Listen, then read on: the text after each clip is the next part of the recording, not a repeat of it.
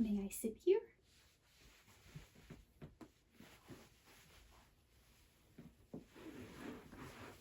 Scusi. Okay. I don't think that's gonna work. Trying it again.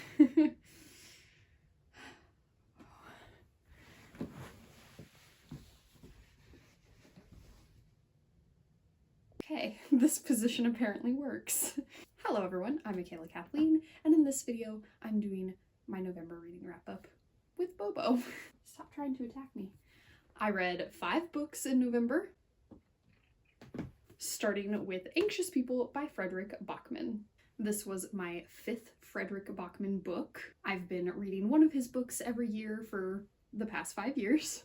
The first book that I ever read by him was A Man Called Ove, which I loved, 5 stars, and that kind of started me on my journey. This one is about a bank robbery and a hostage situation, and so going into it, I thought it was very much going to take place in like a single setting in the midst of this hostage situation, but it is definitely not that. It spends a lot of time away from the hostage situation, so that caught me off guard a little bit. I was definitely in the mindset to be in one of those stories that is just like very kind of claustrophobic and in one spot, and that's not what this was. In this one, we have a big cast of characters. Fredrik Backman kind of, I feel like, has 2 modes of either really heavily focusing in on one character and their internal selves, like with A Man Called Ove, or with a large cast of characters while somehow still managing to give like really in-depth personalities for each and every member of the big cast, such as in Beartown. So this one was the big cast of characters version of his writing, and I do think I have a preference for him with the more focused stories, the stories that spend a lot more time just in one character's head, even though in general having a large cast doesn't stop him from really letting you get to know the characters. As I said in my Beartown review a few years ago, there was one character in that book where we basically just got a page with that character and still I felt like I knew everything about this person.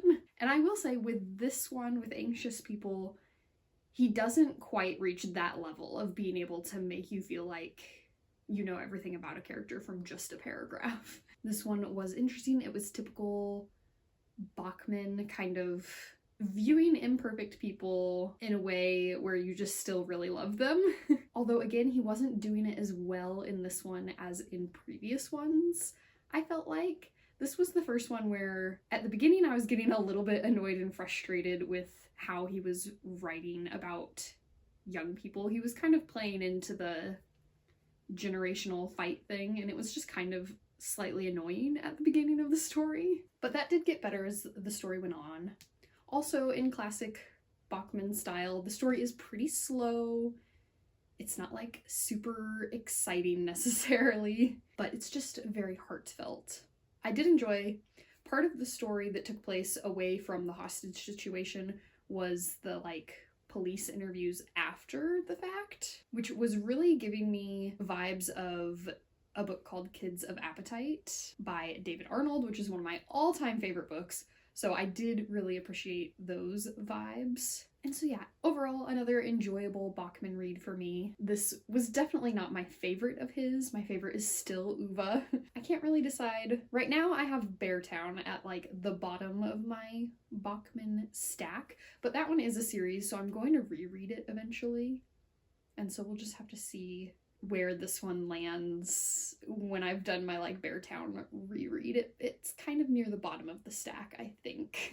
After Anxious People, I read 2 Monica Hess books. I had heard about this author from Haley over on Haley in Bookland, and she mostly writes historical fiction and mostly World War II historical fiction. So I always knew that this was an author that like I would be interested in trying. And then I found 2 of her books in the sale section at Books A Million a couple years ago, and so I picked them both up because they were both like around $5. And yeah, I finally have gotten around to reading them. Starting with The Girl in the Blue Coat. No! Lay with me. Ugh.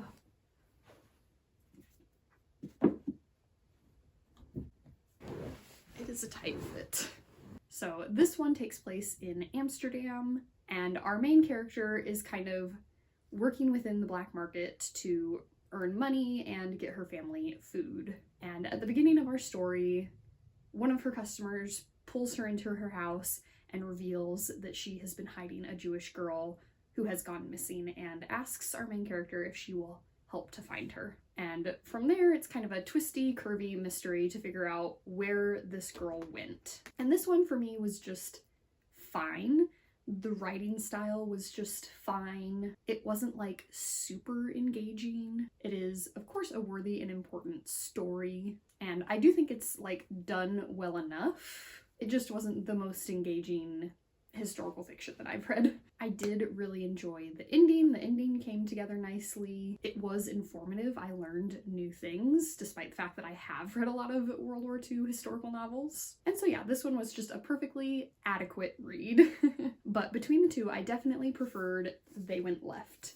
And in fact, I think I'm gonna put The Girl in the Blue Coat in a free little library somewhere, give someone else a chance to read it, but I'm gonna hang on to this one. This one follows a Jewish girl immediately after the war as she searches for her brother who she was separated from during the war. And so this one was a really interesting one because I have not read a lot of World War II stories that are after the war and kind of showing the aftermath, especially for survivors who are trying to still survive, because many of them were already so close to death that just getting healthy again was not a guarantee. And then even after they got healthy, it was the struggle of trying to find family members, figuring out what to do, where to live next, and finding that they were still very unsafe in many parts of Europe. Our main character, at a certain point in the book, is in her old home and is visited by some very scary men. This story overall was just much more emotional than the other story and more engaging. It had some really interesting things to say about forgiveness and who deserves to have forgiveness and to what extent, and was just definitely a unique story with unique themes to explore because of when it takes place. After that, I went on a little poetry run. I finally read Long Way Down by Jason Reynolds. And this is a novel told in verse. This is only my second ever novel told in verse. The first was The Poet X by Elizabeth Acevedo, and I really enjoyed that one. That was a 4-star read for me. This one I did not enjoy quite as much, only 3 stars, which is average. It was an interesting story, but the other one I think was just theme-wise, as far as the themes in the story, it was a little more engaging for me. Long Way Down is about kind of the cycle of gun violence. It mostly takes place over the course of a single minute, a single elevator ride, in which our main character is leaving his apartment building with the intention of walking a few blocks down the road to go shoot and kill the person who he believes has just a few days ago shot and killed his own brother. And so as he's on this elevator journey, he's having some visitations that are causing him to think about the choice that he is currently making. So very heavy topic, obviously. The poetry is kind of a perfect way to explore this very quick but very intense journey that he is on. And even though I'm kind of just dabbling into poetry and novels told in verse, I still did enjoy this one, and I would still keep trying more novels told in verse. And then finally in November, I read Bargain Bin Rom-Com by Lena Norms. Lena is a YouTuber that I've been following for a while. She's a booktuber, but she also does like fashion YouTubing and climate YouTubing and activism YouTubing, and she's a creator that I just really enjoy. And this is a poetry collection of hers that had been on my radar since she published it because I follow her on YouTube, but I just hadn't gotten around to ever getting it. But she produced a very good video after the election that was the my favorite piece of election reaction content, I guess you would say. And so that inspired me to just finally go out and get her poetry book, partly because she read a poem in that video that I really enjoyed. It is not featured in this book, but I actually went ahead and added it to the back of the book myself. So I will link that video down below in case you're interested in hearing the poem. But yeah, as mentioned, poetry isn't like super my thing. I rated this 3 stars. It's probably my favorite just straight poetry collection that I've read. I put tabs on 7 of the poems. This is quite a small, even for a poetry collection, it's quite small. Much smaller than Milk and Honey, for example. So 7 tabs is pretty good for me. One of my favorite lines in the whole thing was, "My heroes are dead, my enemies are in power, and still I must brave the shower." I was really feeling that one. So those are all of the books that I read in November. Let me know down below what you read in November. And if any of these sounded interesting, get them while you still can. Get them before they're banned.